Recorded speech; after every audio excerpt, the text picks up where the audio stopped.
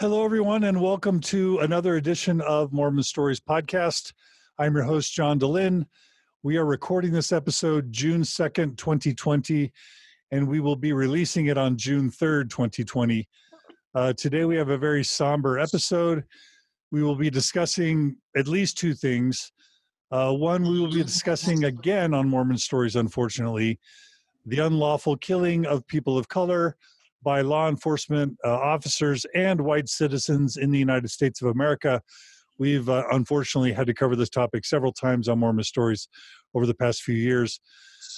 We are also, while these killings happen on a monthly basis in the United States and have been occurring literally for centuries, two of the 2020 killings, or three that seem to be invoking particularly strong reactions, are those of George Floyd, age 46, killed in May in Minneapolis by police officer Derek Chauvin while fellow officers watched. Ahmaud Arbery, 25, killed in South Georgia by Travis McMichael while his father watched. And Breonna Taylor, killed in March in Louisville, Kentucky by narcotics detectives after they knocked down her apartment door. We are aware of the killings of George Floyd and Ahmaud Arbery only because they were recorded on smartphones. As summarized recently by actor Will Smith, quote, "Racism isn't getting worse, it's getting filmed," unquote. These killings have led to numerous public protests throughout the United States in the past week, including this past week in Salt Lake City, Utah. In some instances, it has been reported that white supremacists have infiltrated some of these protests to stoke violence and disorder. During this episode, we will also be discussing today LDS Church President Russell M. Nelson's recent statement in reaction to the killing of George Floyd and the corresponding protests surrounding public awareness of Floyd's death. Today, we have the following post-Mormons of color here on Mormon Stories Podcast to discuss their reactions to all of these events. Our panelists include Cecile Shellman, Spencer Nugent, Darren Smith, Jason Ball, Kimmy Lynn Polson, Mark Nugent, Solange Renfro, and Victoria Denise. So what we're going to do to begin is allow each of our guests today to introduce themselves briefly. Just tell us a bit about yourselves and your connection to Mormonism. And let me just say, thank you so much for coming on Mormon Stories Podcast at a very sensitive and, I would say, important time. So let's begin with Jason Ball. Jason, tell us a bit about yourself. Hi. I grew up around the church from a very young age in middle school and ended up joining the church as a teenager. When I went to EFY and a lot of youth programs. I went to BYU, served a mission 2 years, got married in the temple, sealed in the temple, raised my family for the most part in the church, stopped attending a couple of years ago, and I'll mention that as it's relevant. The day that my wife and I decided we were not going back, the third-hour lesson was a lesson on blacks in the priesthood, kind of thing we'd had before, and it was just kind of a final straw in the reaction of the members in part. I saw that there was really no place for me here anymore.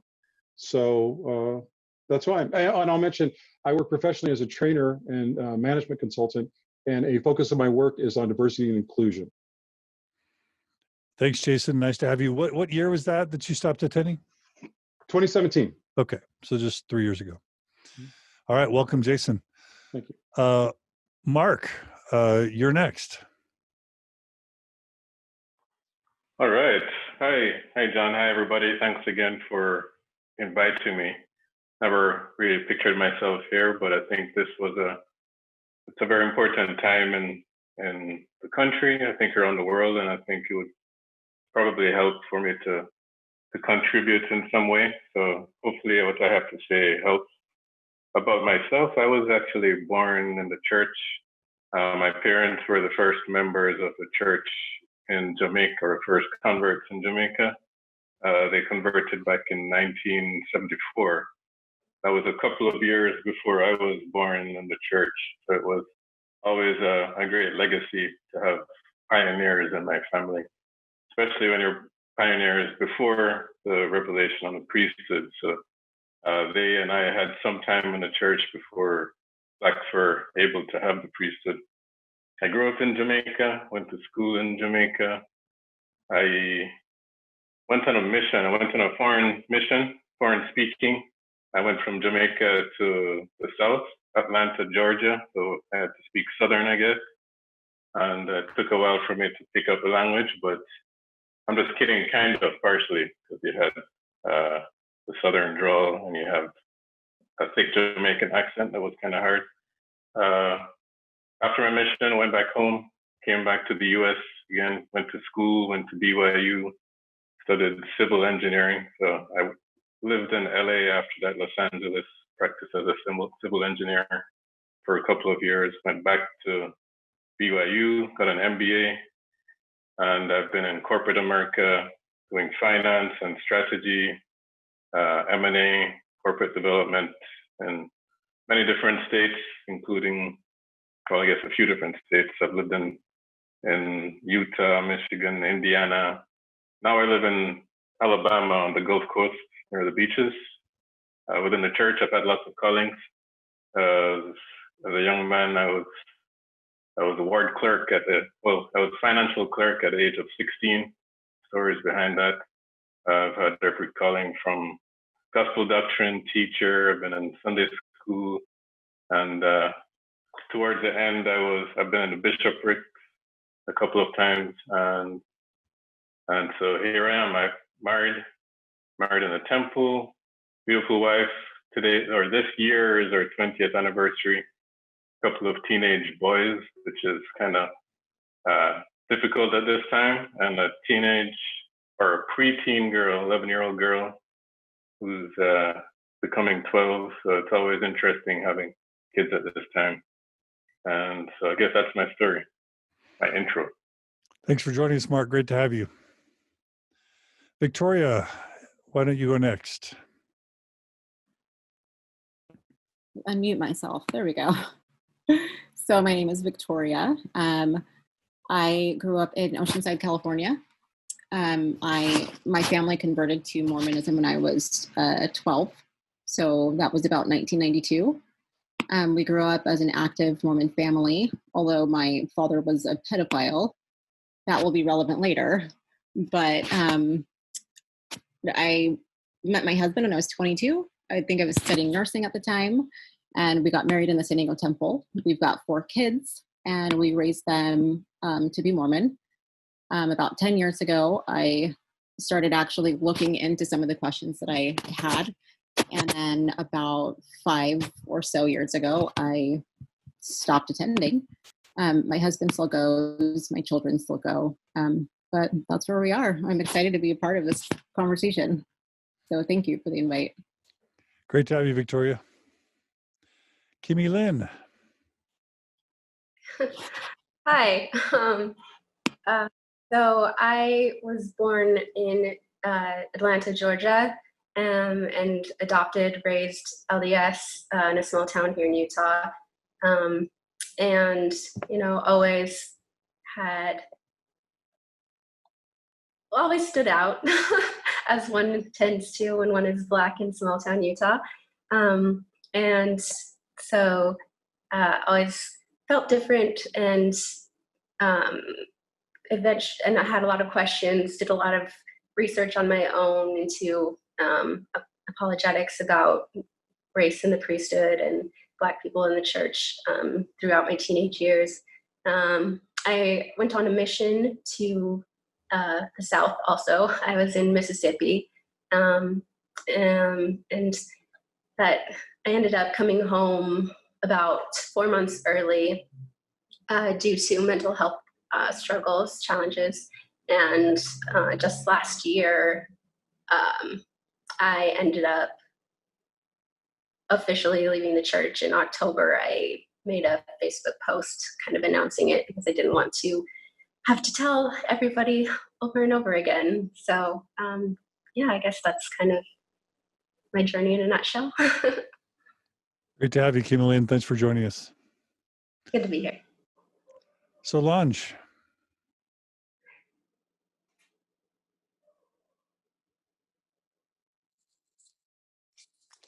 Yes, hello. I am on, I think. Yep. Okay. Hi, guys. I am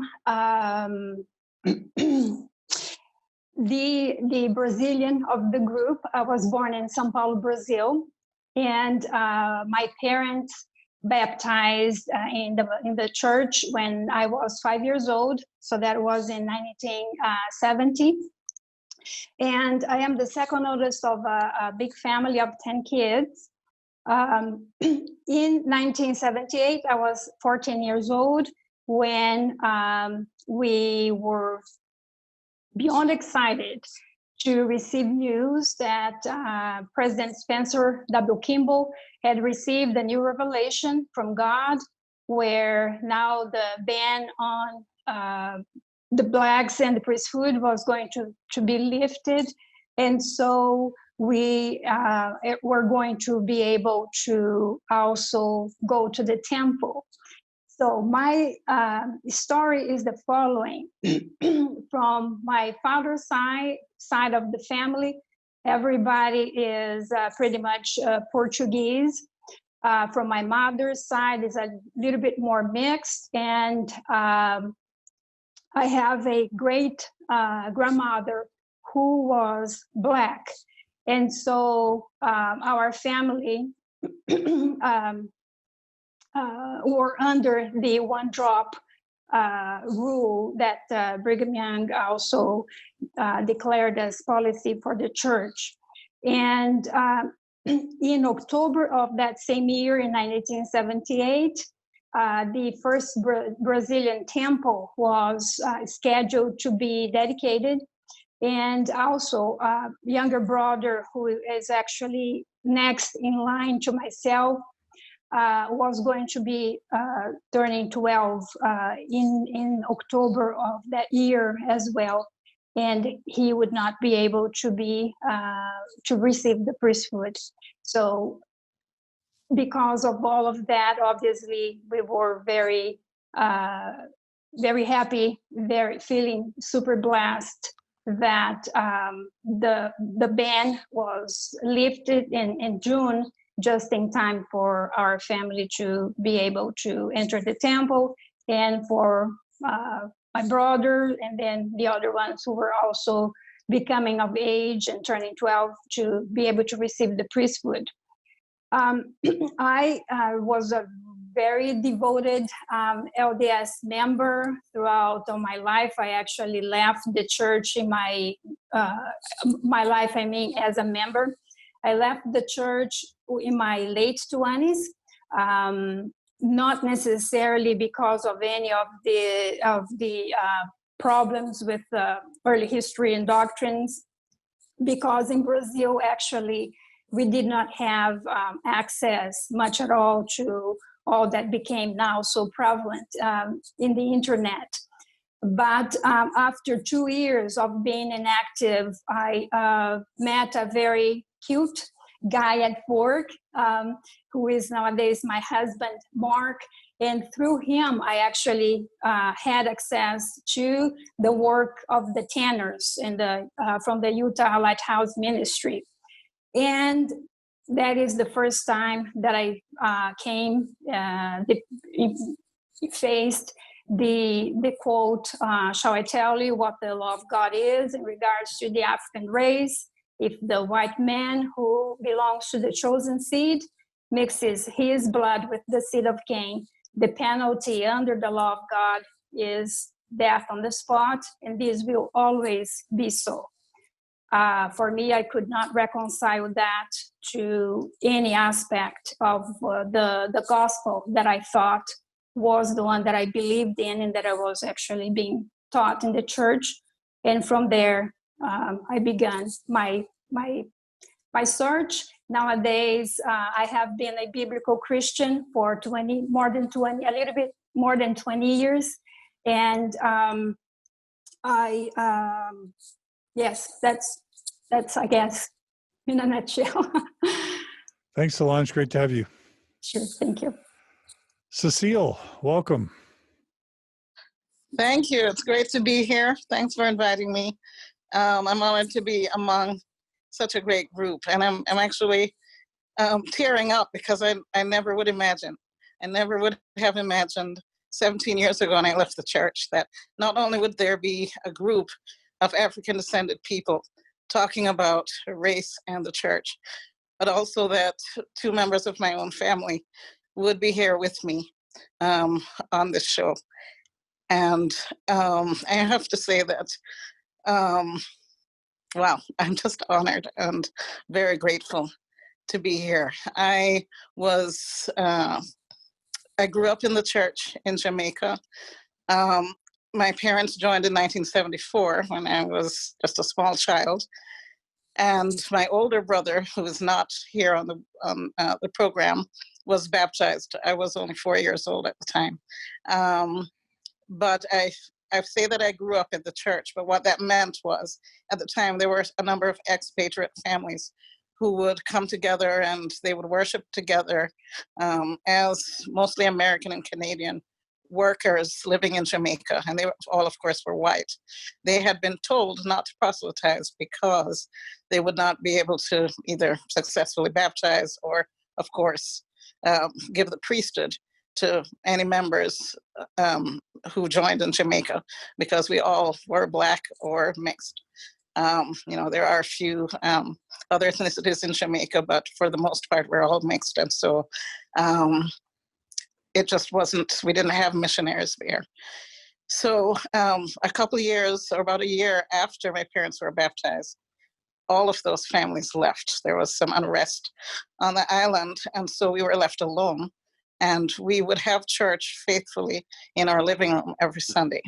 And I remember this. And as an older sister to Mark and Spencer, who are on this broadcast, I have had experiences that they didn't share, including that day, I remember that Sunday when my father received the call that now all members of the church could have the priesthood. And I remember the elation and joy he felt because he was extremely dedicated. He had joined at a time when he would sit outside, even if there were 4 elders meeting for a priesthood meeting. At the time, they interpreted the practice to mean that he should sit outside and not even be among them when the priesthood matters were being discussed. So here we were in our little family. So we developed a lot of closeness, as you can imagine. And, we shared some sweet memories, just being the 4 of us at the time, an older brother, myself, and my parents. So then a few years ago, along came Mark, who was on this broadcast here, and later a sister, and then my brother Spencer also on this video. And then I became a teenager. I was always in leadership positions. By then, the church grew and grew because we were able to baptize increasingly more people. And I always had leadership positions. People looked up to me. I went to Brigham Young University. Actually, I went to Rick's first. I was one of very few Mormons there in the 80s at Rick's College. Actually, Tina Turner's sister was there with me. Believe it or not, she was Mormon. I then transferred after only a semester to Brigham Young University. And actually, after about a year, I met Solange. So it's been about 32, 33 years since I've known Solange. We were in an apartment together and we became fast friends. But I had many firsts and many terrible experiences with race at BYU. I was very isolated, as you can imagine. It was, incredibly, it was a very lonely experience. I had some, there's some wonderful memories that I had, and I made some good friends. But I left the church in the mid-2000s after graduating from BYU, working for the church, being a member of the Mormon Tabernacle Choir, being not only a temple worker, but I attended the temple. I think I must have had some scrupulosity. I attended the temple several times a week for a very long time. And I was considered one of the most faithful people anyone knew. So when I moved back east to attend Harvard for museum studies, after having worked for the church museum and the church history department, people predicted that I would leave. And I didn't think I would, but I did. And I did study my way out of the church. And I remember saying at one point, I am not going to study myself into a straitjacket. I have to leave this church. And so I did, and it was very lonely. And I didn't connect with my family much. And so that's why I'm so overcome today, a little emotional. Over the years, I have repaired relationships with all my family members, and I love them dearly. And I'm grateful that I'm just grateful for everything I've learned from all of them, both those still in the church and those out of the church. So glad to have you, Cecile, and great to learn a bit about your story. All right, our final two guests are repeat guests on Mormon Stories podcast. We'll start with Spencer Nugent. It's so great to have you back, Spencer, along with two of your siblings. Thank you. Like Cecile said, it's kind of wild seeing everyone here, but it's not really my place to say that because she blazed the trail. We've patched up a lot of things over the years. And just by way of introduction, very quick, I was born into the church, so I've known nothing else. Don't identify as being aligned with any religious sect at the moment or philosophy. Left in 2015, 16 amidst a somewhat tumultuous divorce and transformative period of my life. And I have two boys. I'm a single father, full time, and this week's just been very heavy for me. As far as the catalyst for leaving, I would surmise it as just a combination of study. I actually blame you, John, and life experience as well. So yeah, just excited to be here and contribute to the conversation. Great to have you, Spencer. And of course, last but not least, Dr. Darren Smith, one of the most frequented visitors on Mormon Stories podcast to date, and one of my very first guests. Darren, welcome back. Hey, how's it going? Hey, I just wanted to sit back and just catch the vibe. I was just feeling all y'all listening to you share your stories about your journeys out of the church, where you are kind of in what led you to here. So it's really powerful, this stuff.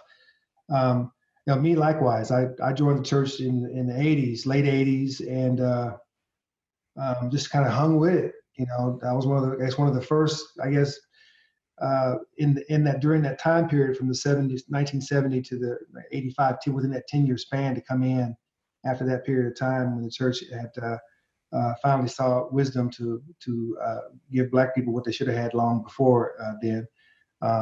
But nevertheless, I hung in there because I believed it was true and all the other stories and stuff like that. So but like Cecile, you said you sort of you educated your way out of the. Yeah, I mean, I was feeling you on that. I was like, damn, yeah, I feel the same way. My first great awakening was an aerobics class I was teaching in Salt Lake City. And one of the professors that later became my good friend and mentor, dear mentor, came up to me and said, how come you never talk to me? He's a Black guy. So how come you never talk to me? And it never dawned on me that there was something about the way he said that to me at the time and how deeply engrossed I was in the church and probably had much more conservative thoughts in my mind and my political persuasions than I was aware of. So the scales had to fall off. I had to learn how to be Black when I moved to Utah, which was interesting because it was thrown in my face. Are you saying that was internalized racism, maybe, Darren? Yeah, absolutely. Sure. Okay. Absolutely. No question about me. It's very hard to not live in a racist society and not have scars and wounds. And we all manifest it differently, right? We all show our pain differently in different ways. But as we try to make sense of this day and the last 8 days, which have been absolutely horrendous, I think we should keep that in mind. That and celebrate our humanity and in our listening to the Nugents talk about your story. And may I ask a question of Kimmy Lynn real quick? I'm just sorry. Kimmy Lynn, I was like, did I interview your family? I did a study on transracial adoption, and I interviewed a lot of folks down in these little small towns in Utah. And so that was over 15 years ago. And I was thinking to myself, I'm like, whatever became of those kids who grew up in those communities? And so hearing you tell me, or hearing you tell us as a group, some of the things that you were going through, I mean, I don't know if this is appropriate to ask you, but maybe we can pick it up after the show. I heard a lot of trauma there, traumatic experiences. And I was wondering if you experienced any of that, just being in that area, because some of those, and this is the reason why I'm saying this, because not only the church and its ideas about Blacks, but the conservatism, which is an expression of that, right? So oftentimes the conservatism and the religion conflate. You don't know which one is which. The lines are blurred. So I just was wondering, could you say something? I just be so curious about that. I'm doing a study on this, actually. That's why I'm curious about it. No, yeah. It's definitely been very interesting as I've just grown up, trying to figure out who I am separate from not only the church, but also my family and what my own beliefs and, I guess political persuasions are. And it's definitely been a process. I am very glad that I grew up in an age with the internet, because that has been an absolute lifesaver. Being able to see that I'm not the only one experiencing the things I experience, and being able to get more information about things I had questions about. So yeah, I don't know. Well, sorry, I want to ask you more questions later. But anyway, I've been around. Dr. Smith, just piggybacking on something you said earlier. Please. When you said when you moved to Utah, you had to learn how to be Black. I mean, 100%. I was like throwing my hands up in the air. Hallelujah, 100%. Because, and I was going to get to this later in the podcast, but Mormonism itself and Christianity, you could argue, in a lot of ways is imperialistic. Like they come into a country, present you this idealized white God, say you're less than, and present that as the ideal. And of course it messes with your head. You doubt yourself, you think you're less than, you're constantly in this pursuit of this whiteness. And there's almost a certain deference that's bred into you. And you don't realize it until you're with your people. You talked about your friend, how you weren't, you didn't know how to talk to him, or you weren't talking to him. I 100% relate to you on that one. Beautiful. Thank you. Okay, so thanks to everyone for their introductions. And again, Darren, it's great to have you as well. Now let's have each of you as part kind of two. Now we've done introductions. Part two is going to be each of you to spend, let's just say 2 minutes, just sharing how you think and feel about the events of the past week generally. We're not going to talk about Russell M. Nelson's statement yet. We'll save that for the next part. But I just want to hear how each of you are feeling about living in the United States right now, and or as being Mormons or post-Mormons, just general reactions. And let's start with Cecile. Yes, as I'm sure you all can commiserate, the events of this week have been harrowing, certainly. And I am feeling them deeply on many levels and for many reasons. I actually professionally am a diversity and inclusion trainer and professional working with primarily museums.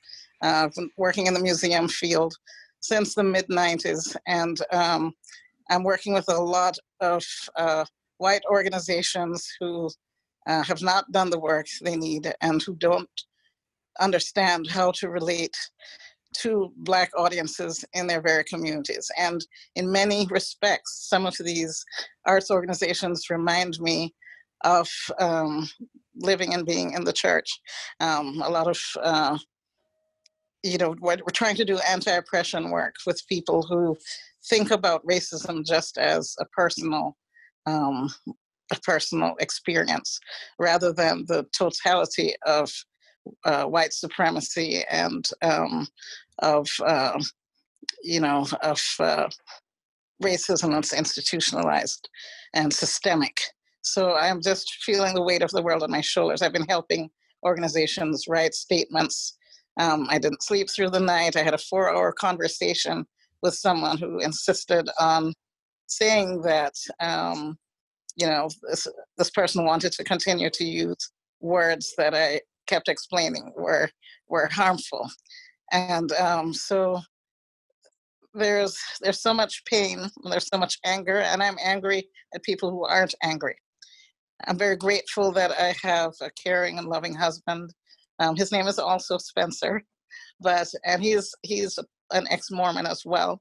He left the church in 2001, 2 years before I did, and 2 years before we met. He was a PhD student at the U of U. And interestingly, we were both at BYU at the same time, many, many years before. Neither of us had ever married before we met each other on Match.com. But he has been an incredible support. He's a white American. He actually served a mission in Brazil. We together, and we have no children, but we have been able to support each other through this. And I'm feeling heavy. My heart and my soul and my bones are very heavy. Thanks, Cecile. Darren, why don't you go next?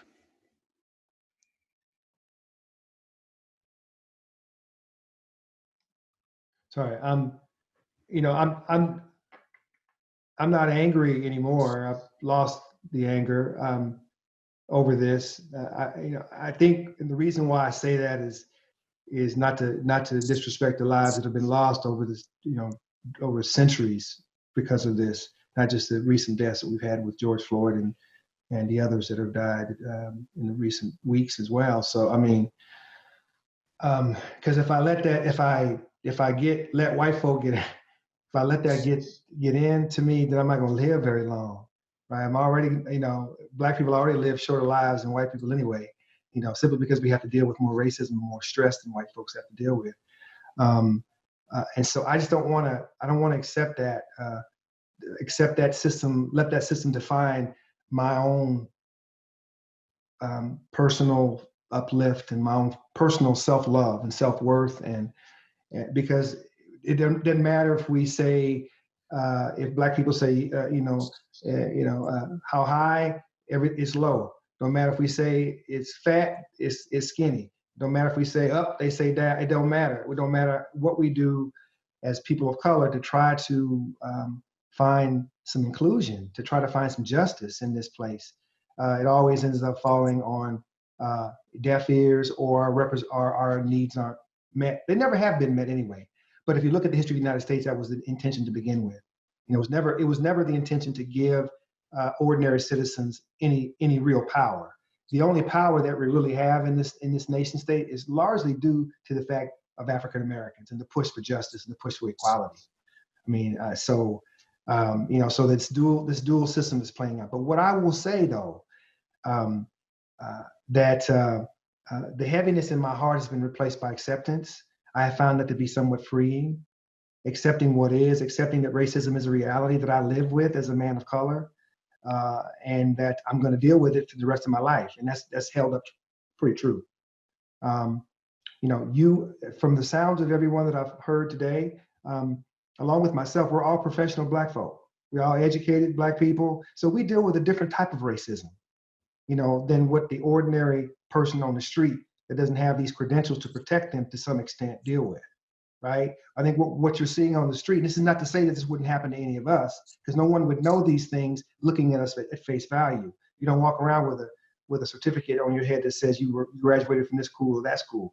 People see you as Black and they treat you appropriately.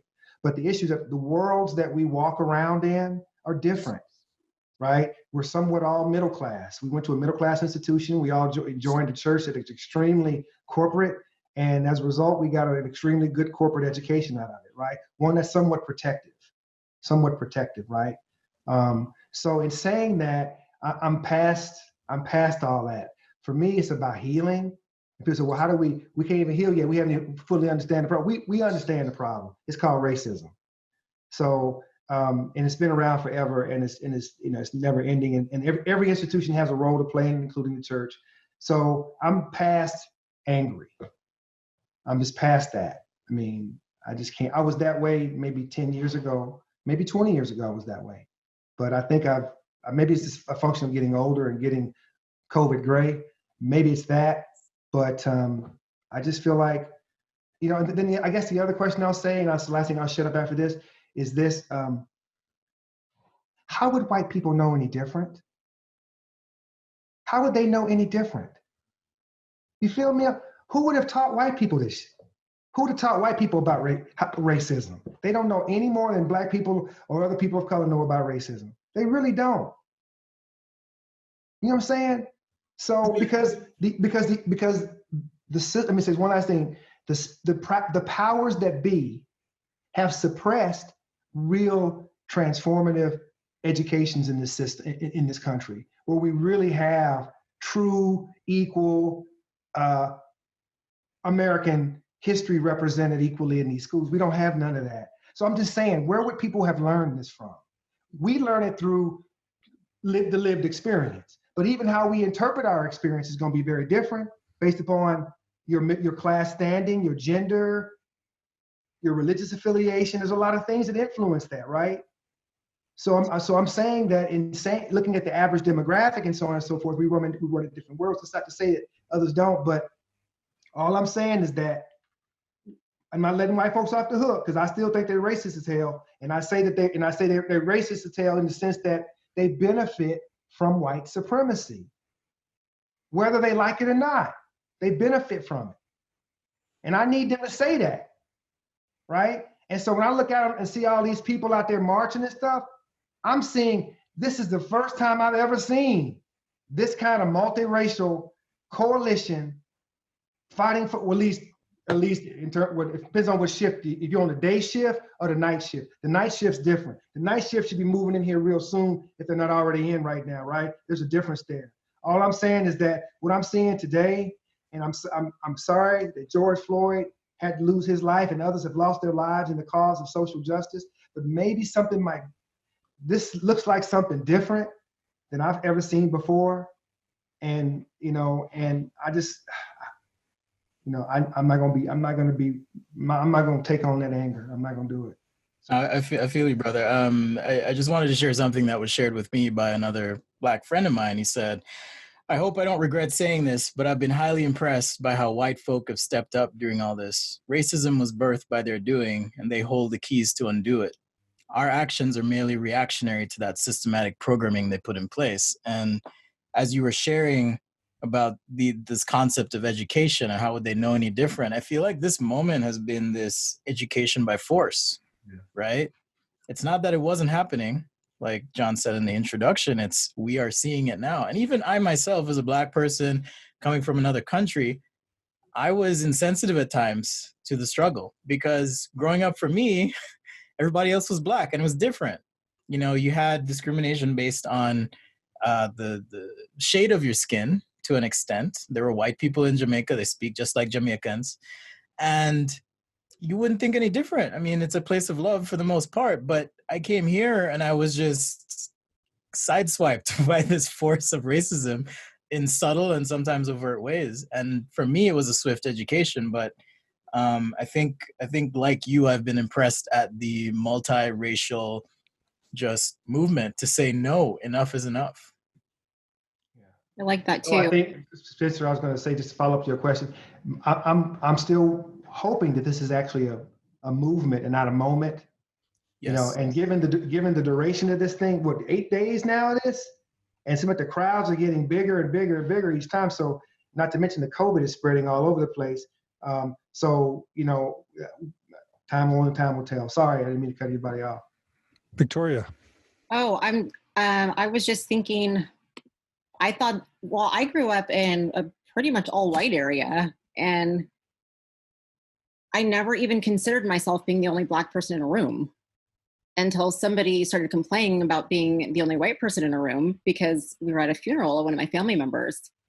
I just I just feel like, I mean, at the time I felt like we're all just people, and we love each other, and we're just one unified people, and I never had a hard time fitting in with most of my peers. The only thing that I would get is I'd get most of the Black people around me saying that I think I'm white because I'm articulate, or I'm trying to take their man, or something ridiculous, right? Yeah. But in a room with my family, and we're all Black, and it's just we all love each other, and then I hear somebody make a comment is like, wow, I'm the only white person in the room, this is uncomfortable. It kind of clicked for me, like, is that something that should be uncomfortable? I don't, it just didn't make sense to me because I just wasn't raised that way. But I feel like, to what Dr. Jaron was saying, what Spencer was saying, is that we need to have that conversation that tells other people how the abuse felt, how it feels. Because I feel like and that's the whole point of protesting, is to get somebody to listen, and we want to be heard. And I feel like we're stuck in this, I don't know, I guess this gridlocked perpetual problem and every time there's some kind of a racial injustice or a hate crime, it restarts that cycle of pain. And I think today it's uncomfortable to be anything, to be normal, whatever that is, and to be gay, or to be Black, or to be white, just anything. I feel like everyone's walking around kind of uncomfortable and with a chip on their shoulder. I think as Black Americans, it's good to speak up, because we've been dehumanized and embarrassed and treated poorly since the early 1600s, but we're not allowed to talk about it because it's uncomfortable for the abusers to hear, and especially if it's unintentional racism or abuse, and it's uncomfortable for us to talk about, and it puts us in this place of shame. And I think that just needs to stop being the cycle that's accepted by people. It's just going to perpetuate the cycle over and over and over. And I'm not shocked when a Black man gets killed by a police officer, or when a Black woman gets killed by a police officer, and it's kind of pathetic. I feel like that should be shocking. That should be horrifying, but it's not. It's devastating. It makes me feel angry. It makes me feel sad, but I'm not surprised anymore, I feel like, especially in the church, I've experienced a lot of, I guess, manifestations of bigotry. And I feel like that keeps that cycle going of, there's a trauma bond that we can't let go of, they can't let go of. We experience PTSD, we walk around with dysphoria that we are not sure how to cope with, because we're not really taught how to cope with these things until we're at the rock bottom. And like I said earlier, that's what I see these protesters doing. I see them imploring America to see that we're opening up a door, and we want to be heard. We want them to just let us have that conversation that is going to be healing, if we can have the conversation the right way. If we can talk about our pains and they can actually listen to them. And I feel like that's really where we are right now, is there's people who are desperate to be heard. Thanks, Victoria. Can I jump in on Jason. that? Yeah, Jason. 3 points, because something that Victoria just said is relevant. I remember sitting in the Riviera Apartments in Provo, 1993, watching the LA riots, and my dad's family live in LA. I was born in LA. My sisters live in LA. And seeing some of these same overhead shots of LA from helicopters, and seeing all that, I was shocked at the physical reaction I was having. It was like it was taking me back. I could remember sitting there watching it back then because of the emotion involved. And so, to the point of what she just said too, it's like, we're not, numb is the word in a way. I'm so glad that it's all getting filmed. If you remember, Rodney King started 93 riots because of Rodney King, because some guy had a video camera on his balcony 2 blocks away, and the cops weren't used to that. That started with a camera too. It changed some things, not enough. one of the struggles, second point is one of the struggles we're facing with the pandemic is when is it going to be over? When's the end in sight? My work requires travel and being there in person. So even as much as everybody's transitioning, they're talking sometime next year before I can quote unquote go back to work. How do I feel is I'm grateful that this is an election year, because at least we have an opportunity in November that all these other white and gay and all these other folks that are coming out to these protests can also do something in a few months. I think we can continue this kind of energy for a few months. If this was last year, trying to get it for a year and a half, I think it'd be lost. So at least there's that horizon in sight that we can see that could affect some change. And when people like George Will are making his commentary like he did, saying clear house of all of them, it's not just us.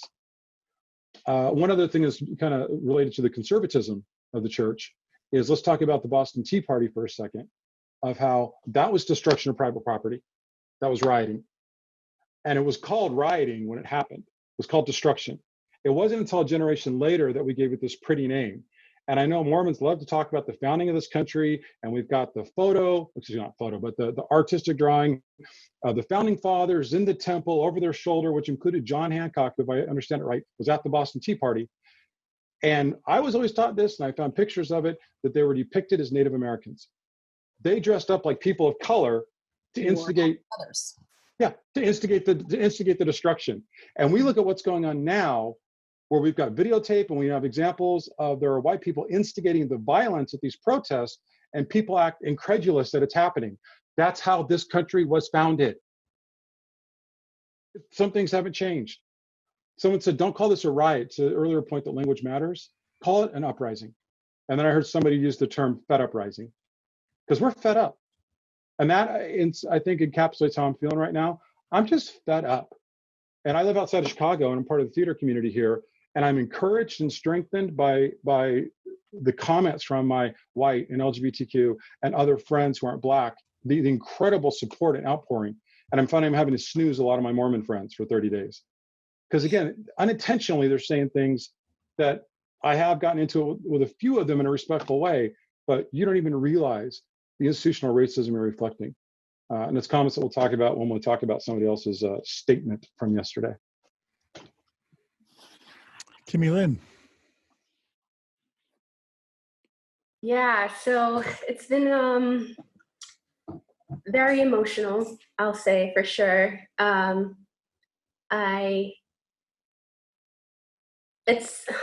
don't know. So most of the people that I know, like on my friends list on like Facebook and whatever, are white, because of, the environment I grew up in and everything like that. And so I feel like I've been lucky to have people that are supportive of me and are listening to the things I say. And it's really, honestly, it's been kind of uplifting in a way, just to see how many people that like I grew up with, or family members, friends that, I think that if it weren't for knowing me and my sister, who's also Black and adopted, that they wouldn't have any interaction with any Black person ever. And that by knowing me, they have the opportunity to look at things in a different way than they would have otherwise. And I've been very glad that I've had that opportunity to kind of be a voice where maybe there wouldn't have been one necessarily. But it's definitely exhausting, because I feel like I'm the only voice that they're hearing. And so there's definitely been a lot of like tears, a lot of arguments, and a lot of just, anger, all of the things. And so yeah, I feel like the best way to describe this last 8 days has been just drained. I've been drained.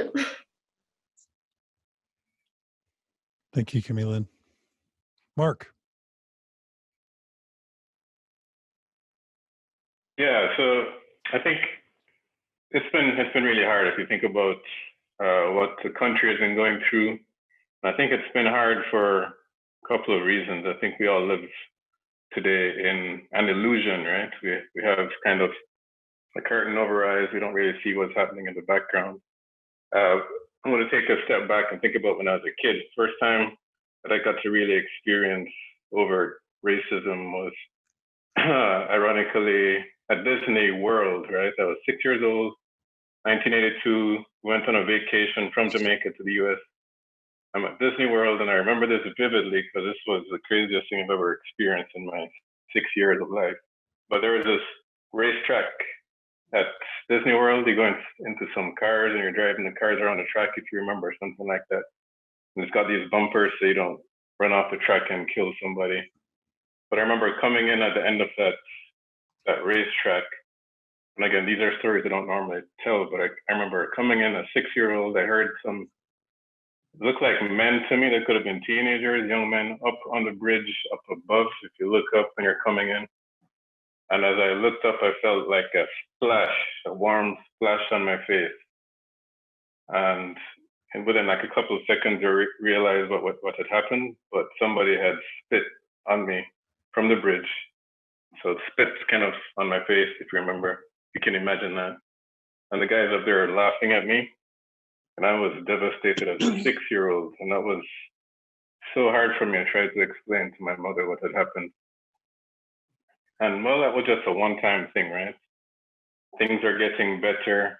You don't necessarily see it. I said that I was on a mission in Atlanta a couple of times. Actually, once somebody else spat on me from a bus on a bicycle, so I couldn't catch him. Spat on me at that time.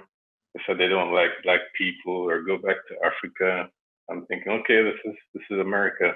But over the years, right, you kind of feel things are getting better. You kind of see it on TV. And then you see, obviously you hear about Rodney King and you hear about these other things, but they're in the background, they're on TV, and we're getting better. Everybody kind of protested about it. It's gotten better. And you hear about someone, an unarmed person, black man getting shot. It was a big shock. Everybody got up in arms, they talk about it, but no, things are getting better. Then you hear about Tamir Rice, who was a 12-year-old kid with a toy gun, playing with it. Cop car pulls up, shoots him within 2 seconds and kills him. That was kind of shocking to me. So I'm thinking, are things getting better or not? What's going on? And at the same time, each of these events happen, people are so quick to kind of push it behind them. They don't want to care about it or talk about it. By people, I mean, whether it's non-black people, right? People who are not impacted by it. They don't want to see it. They don't want to look at the mirror. So they continue to put this illusion in front of them. And I remember as a father, my son at the time was probably turning 12. And all his little friends, they have airsoft guns and they'd play with them at that time. They run around and shoot at each other and have a fun time.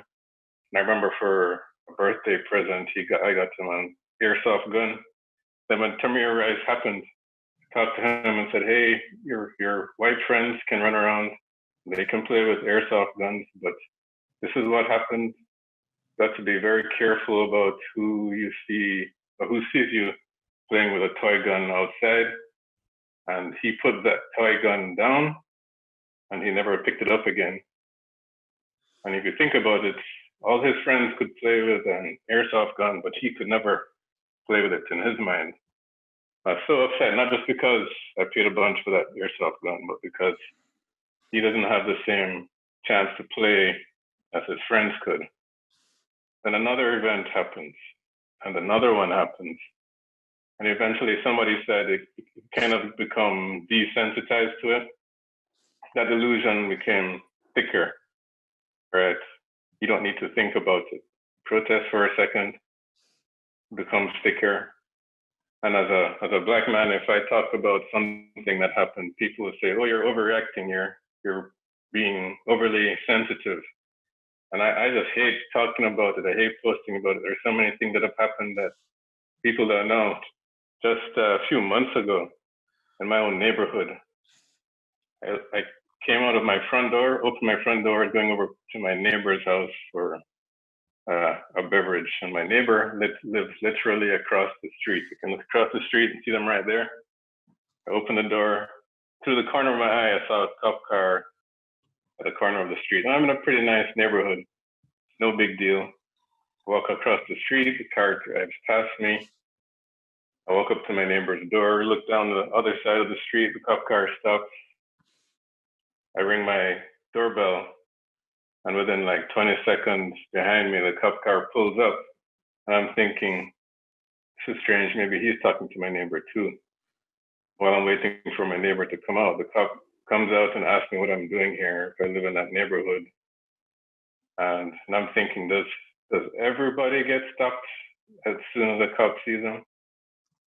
All I want is a world that I can live in where I have the exact same right to be there as anybody else. I mean, if they stop everybody, I'm okay with it, but I didn't feel like I have that right. So that illusion was a little bit fuzzy for me, but it's still there until 8 days ago when I forced myself to watch a video with a cop kneeling on somebody's neck, pleading for his life.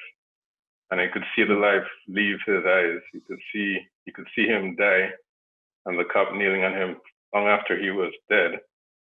And again, I don't like to talk about this stuff, but the only reason I feel compelled to do so is because there's a system, there is something that would not just allow a policeman to kill somebody, but to do it in broad daylight. And it's not, I don't want to say it's not a big deal, but that's not the point. Do it in broad daylight with a camera running. And that's not the point either. Do it in broad daylight with a camera running. And he thought it was okay. He thought that he would be fine afterwards. And a policeman stopping people from helping. Nobody could help. And they all thought it was fine. They thought that there was nothing that would happen to them. And that's because there's a system that exists. Whether or not we believe it, you can say I'm overreacting, but there is a system that exists that could deprive me of my life, could deprive my children of their lives, my sons, my daughters. My sons are cute little boys. Everybody loves them. Like, oh, they're so cute. Look at them. They're so cute. And they're teenagers now, so now they have a sharper jawline. They've got more muscles. They're a little bit taller and they have a deeper voice. So they go from somebody who was safe to someone who could lose their life in the wrong encounter. And I can't avoid an encounter with a policeman by staying in my neighborhood, by dressing as nicely as I can, by getting as much education as I can. That illusion kind of went away for a lot of people. They could not ignore it anymore. And so that's why you see all the protests. And that's why I kind of feel frustrated. That's why I feel upset. But the silver lining is, as somebody mentioned, there are so many more people who they're moving from that middle ground where they have to be quiet. They're not overtly trying to kill Black people. And before, they probably overtly won't posting on social media and saying, I'm defending my right to live. They were just quiet. They didn't want to stick out. Those people are now saying things, at least on social media. They're all going out and doing something. I think that's the silver lining. And we just have to be careful to keep this alive and not destroy it. But that's kind of how I feel. Beautiful. Thank you, Mark. Solange. Listening to the words of Mark, I really have no words, guys. Watching this video that I also made myself watch of George Floyd's being slowly killed as the oxygen to his brain became cut off, with that officer kneeling on his neck. And then in other later videos we saw the other officers that are also kneeling on him. It is devastating. It's heartbreaking. There is really no words that we can describe that kind of act that, as a follower of Christ, I see that as the extreme of what is called moral failure. And for us to talk about moral failure and moral law, we also have to talk about a moral lawgiver. I think there is something very, very wrong with the world that we live in today. I do not understand this type of hatred towards someone that in many cases you do not even know personally, but you just have a hatred towards them because of the color of their skin. It's incomprehensible to me, and I will not pretend to say that I can, that I understand, or that I know how you guys who have had personal experiences of discrimination like this feel, or anything like that, because I have not. In Brazil, I would say that there is, and then again, in Brazil, I'm considered kind of a lighter colored person.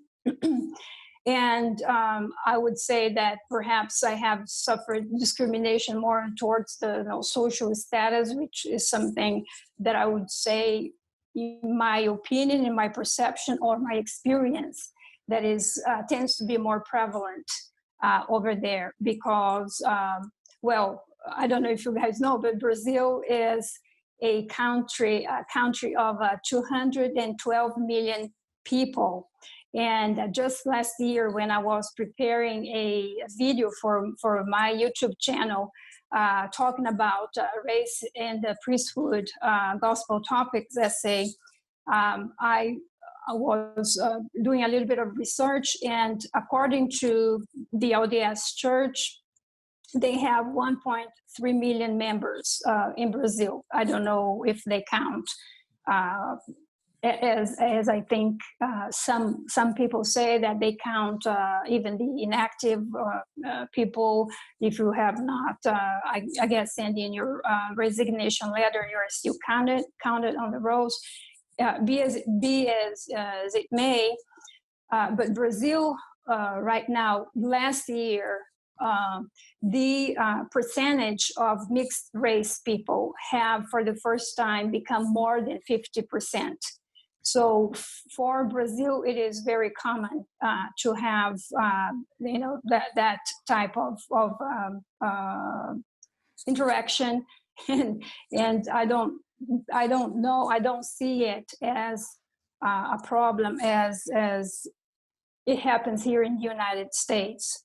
But anyhow, for me, it is, yes, it's something that obviously it's just horrible. There is no other way to put it.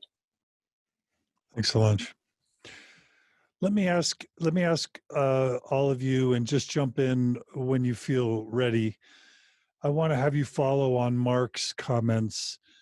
I apologize for not asking you to prepare for this, but I'm interested to know, for any or all of you, any quick examples you would like to share about ways that you have felt unsafe, ways that you feel unsafe, ways that you have experienced overt racism, even microaggressions and passive racism, just to give people a sense or a sample for the sorts of things that each of you carry each day, much like Mark shared. And I don't, I don't want any of you to feel like you have to share, but if any of you feel inclined to share, I would just like to hear others of you express experiences or feelings or fears that you have had.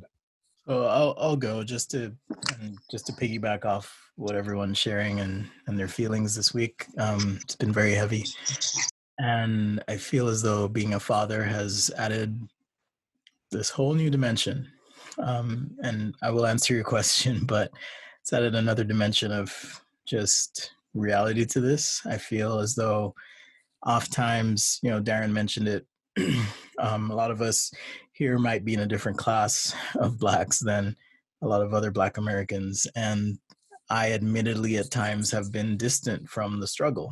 And if were it not for a few friends who have called me out, I would not be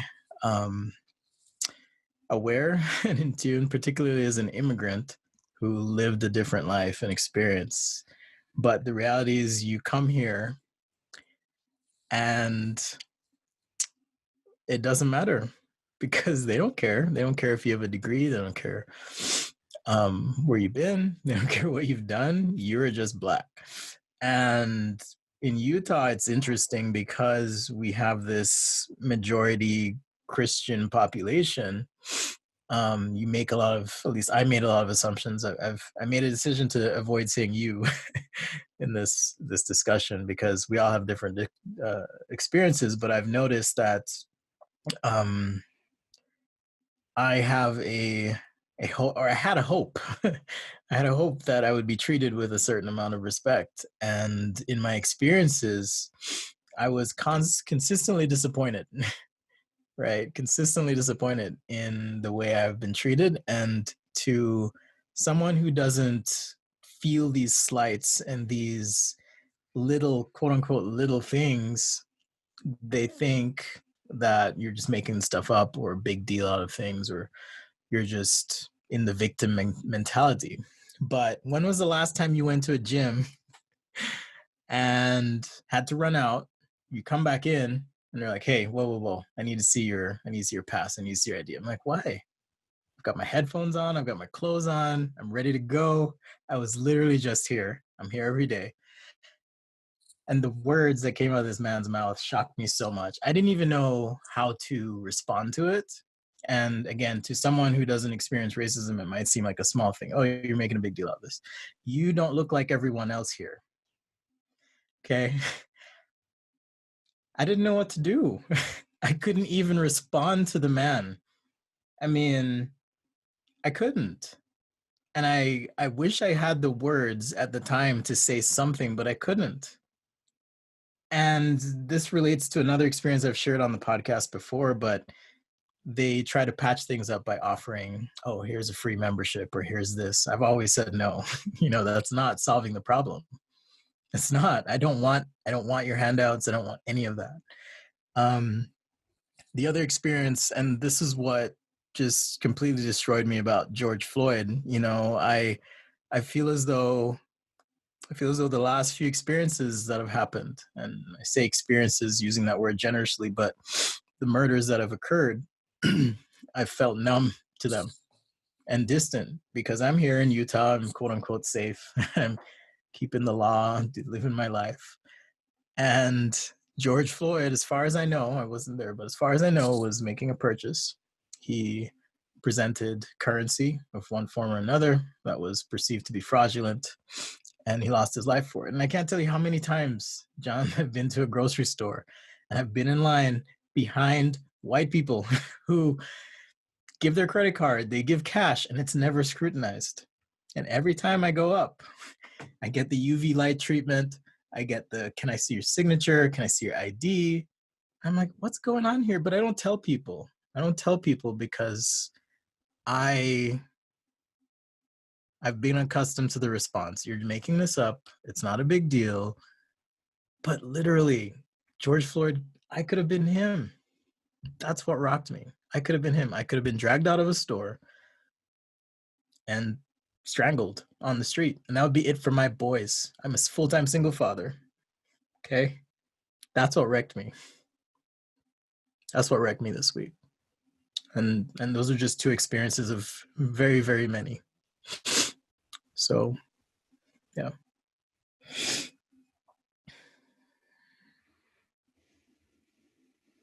Tavia. Yeah, I mean, Oh, Go ahead, Mark. Go. Oh, well, you go ahead, Victoria.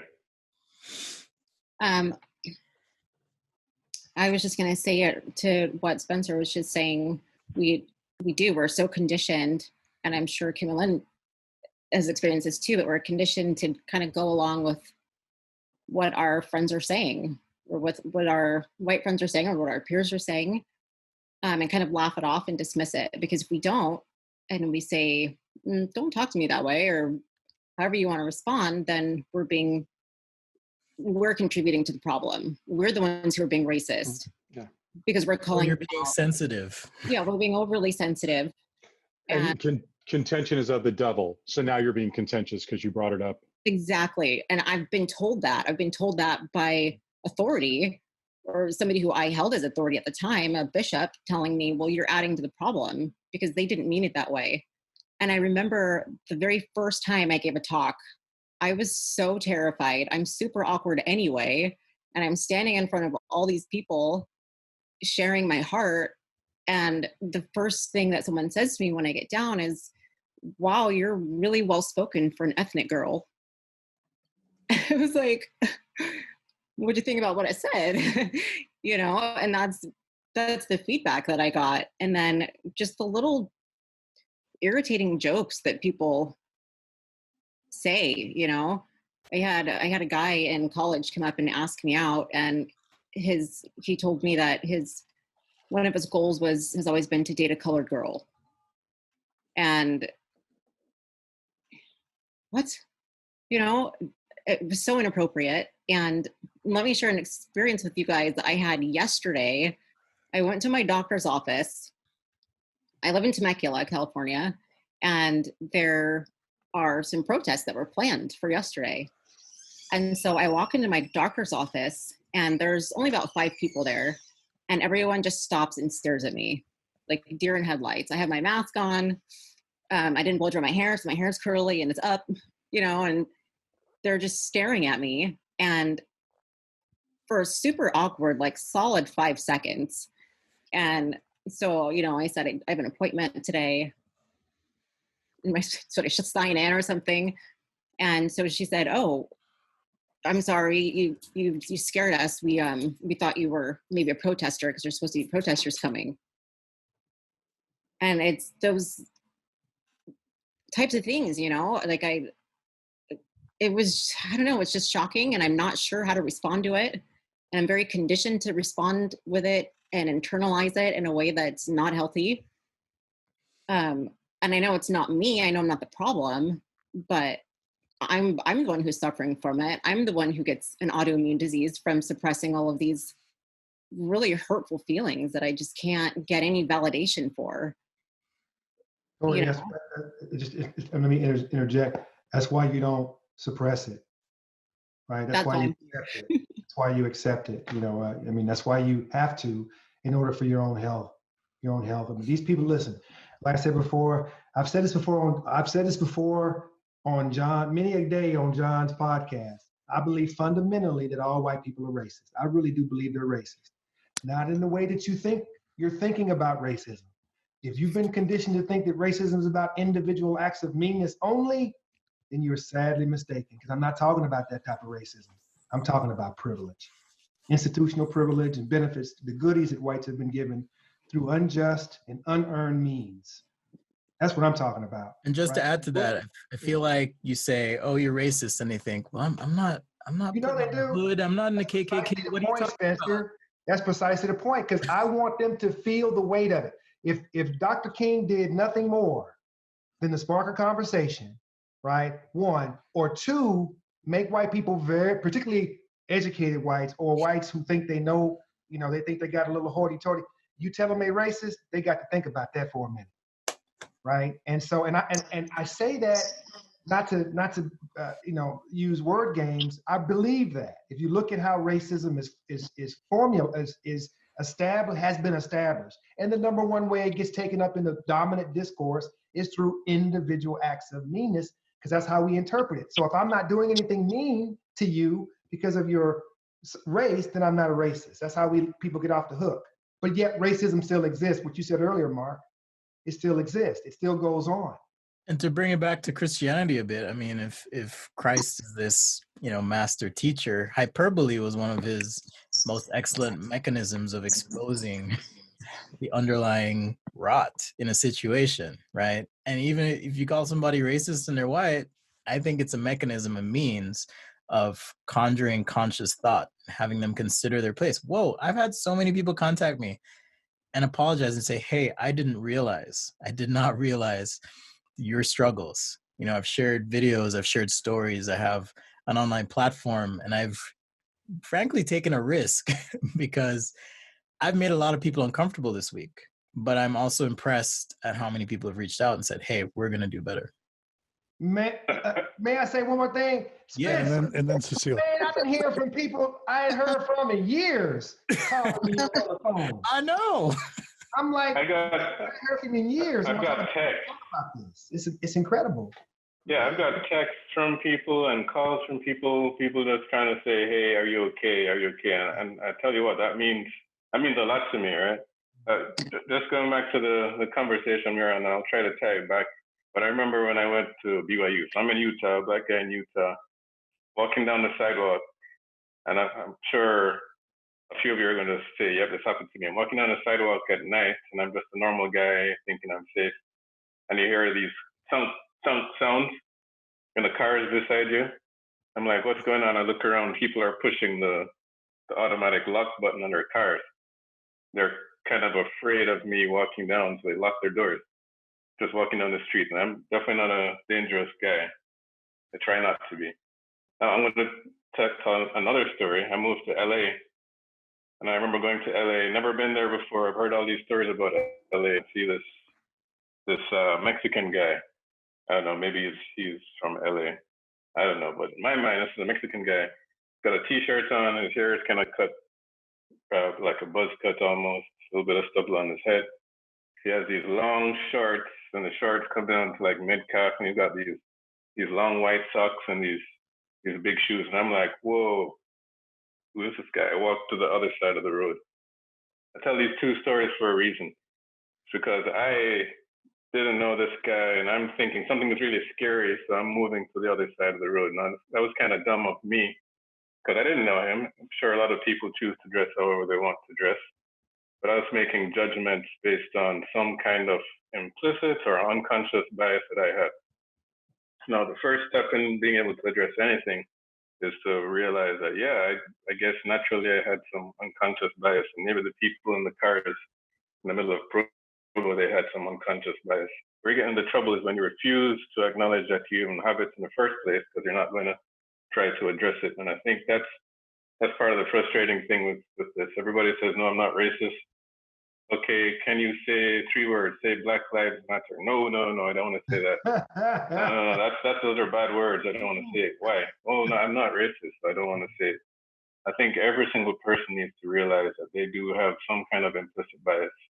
And that's kind of the foundation of many of the systems and the things that keep building up to get us to the point that we are at now. So until and unless everybody can acknowledge that, especially those who are white, who've been built on and benefit from systems that allow them to have success, and which unfortunately results in me not feeling that I have the same right to life that everybody has. Until we address that, we won't be able to get to where we need to be. Thanks, Mark. Cecile. Yeah, thanks. I was just thinking that it was impossible to grow up Mormon as a Black person in the 1970s and to not prize whiteness, right? To not value whiteness and count it supreme. So frankly, to not be a white supremacist. Because I was told up to the time I was in my 30s that once I died, I would turn white. I would be white in the next life because white was the goal. Whiteness, not blackness, not this beautiful skin that I'm in, is what God himself wanted for me. And so and as much as we all have bias and we all need to work to eradicate these biases, I would say that, racism is inbred, racism is inculcated. in Mormonism, in many religions.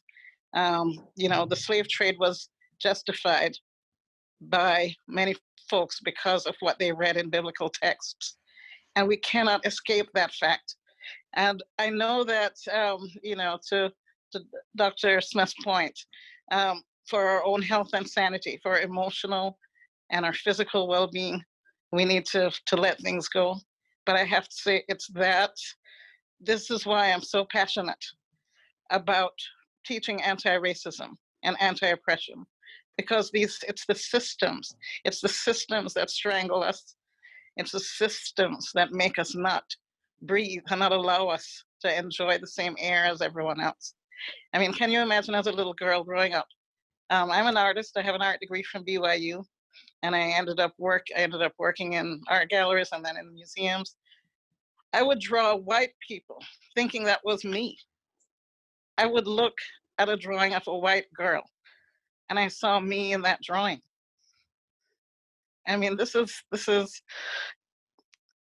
not, I have no words. I have no words now when I look in hindsight.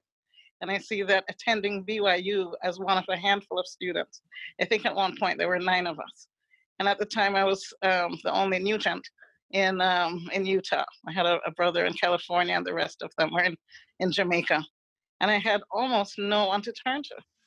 Strangers. I had bishops who would tell me, you just need to fit in. You need to be white. You need to act white. We're all white. What's wrong with you? And, you just don't move away from that very easily. And I don't think it's acceptable to just say, this is where we are in life, and we'll just, the next episode will teach us more. And we should, I think that the time is now, with the internet, with the, knowledge that people have, and with the ability we have to band together. And I too am grateful for all the people, in my city, in the country, and then in the world, who are taking action. That's what it will take. I think that silence isn't just complacence. Silence is violence. That's also violence. Not speaking out and not taking it to action is also doing violence and allowing situations like what happens to my brothers when people look at them and they see a weapon, when they see black skin, and especially in a black male, they see danger. He's dangerous just because of the armor of his skin. Oh man, I do YouTube, and you wouldn't be, I mean, if I shared some of the comments I get from people that are just so racially insensitive, you guys would maybe it'd blow your mind, maybe it would be harrowing, but it's terrible. And I just want to echo what Cecile said, because I'm a creative type. And oftentimes I found myself doing exactly what you said, Cecile, drawing those white figures and these ideals. And it's so bred into me that I've had to consciously change my approach to my art. What is it for me as a creator to actually express myself, and not what do they expect of me, right? And that's been a positive and productive shift for me personally, is to just discover my blackness and own it and move forward. But it's also a painful process, because you're releasing a lot of this conditioning and training. And I want to give Kim Lynn, Victoria, and Solange a chance to pitch in here. So I'll be quiet for a bit. Kim Lynn, I was going to ask you to, if you wanted to comment before we got to the statement. Yeah, I don't know, there's just a lot of thoughts starting through my head right now, but kind of going to talking about seeing whiteness as an ideal to aspire to, or whatever. Something that I've had to make an effort to do in my own life is because, I realized at one point that I was so surrounded by white faces and white people, and it was getting hard for me to see the beauty in my own blackness. So I started making an effort to search out blackness in other ways. So I made an effort to like on my social media feeds to look at for Black art pages, Black photographers, Black models, like looking for people who are Black and are living in their Blackness, or who are portraying Blackness in their artworks, and so that I could see it more often, and that it could become more of a natural sight for me, that I wasn't just seeing whiteness, but I was seeing all the beauty that humanity comes in. But talking about, I guess, back to the issues of, I guess, microaggressions, it's like a list. And I mean, I'm sure everyone here is aware of all the things. I remember foolishly, I guess, when I went on my mission to Mississippi, I was excited because I was like, oh, I'll see a lot more Black people, and I'll feel a lot more comfortable in my skin as a Black person. But when I got there, like, it was not, because most of the members there are white, and the Black people and the white people down there are so segregated. And it was really interesting. I remember often that we'd be told to go to a Black person's place specifically because I was Black and I could relate to them better. And I remember many white members being like, oh, I know this Black person, but they're so nice. And I was like, what? Yeah. As if we're not nice by default. Exactly. And I remember also there was one point that really just blew my mind. I was a new missionary in the area, and my senior companion, she told me that there was a member that she had gone to visit, or not a member, a former member that she'd gone to visit previously. And I was like, oh, okay, cool, interesting, and talked to me about him. And turns out he had been excommunicated, or I can't remember if he had been excommunicated. No, he had left the church. That's what it was. He had left the church because his friend had been excommunicated for being a member of the KKK. And I was like, yo, no, we're not going there. Like, we're not, I don't want anything to do with any of that. And she's like, what? Why not? Like, she did not get it. And I just had to put my foot down and be like, that's not a thing that is going to happen with me. Like, you can go with somebody else, but no, it's not going to happen with me. And I just realized how much ignorance there really is about Black issues and Black people in just such very white spaces. Yeah, it's like Dr. Smith said, it's just their existence. It's been frustrating having these conversations. Like, don't say all lives matter right now. I mean, time and place. Okay. Yeah. Or Blue Lives Matter. Yeah. You don't understand because you haven't lived this existence. Yeah. That reminds me of my children when one jumps high and I'm like, wow, you jump so high. And the other one's like, well, I can jump high too. And I'm trying to explain to them, well, yeah, but you're not the topic right now. Like, I'm sure you can jump plenty high, but the attention doesn't need to be on you right now. And I feel like it's the same thing. It is certainly, I mean, not to put your kids down or anything, but it is a childish approach to say, well, all lives matter too. Like, yeah, everyone jumps high. Yeah. The statement I saw about that on Facebook was, it's like comparing it to the fire department and saying all houses deserve to be sprayed down with water right now, but only some of them are on fire. We'll get 2 years later. How about we focus on the ones that are on fire? The fire department will serve everybody when needed. Yeah. Let me jump into about a comment on the humor and making jokes. Part of what, here in Chicago, I studied comedy. I've been doing comedy since I was at BYU, and it breaks down to one very simple formula, and that is that you have to set up tension and then break it. That's every single joke. That's the secret to comedy. And so when people say things that are racist or about color, there's tension there. And to the extent that they'll admit that there's tension, or they'll say, I was just kidding, as a way to try to diffuse something that they meant seriously, is hiding behind those jokes. And to the comment about microaggressions, I did stand up in Provo. I had 7 minutes of my act that was just about being Black in Utah.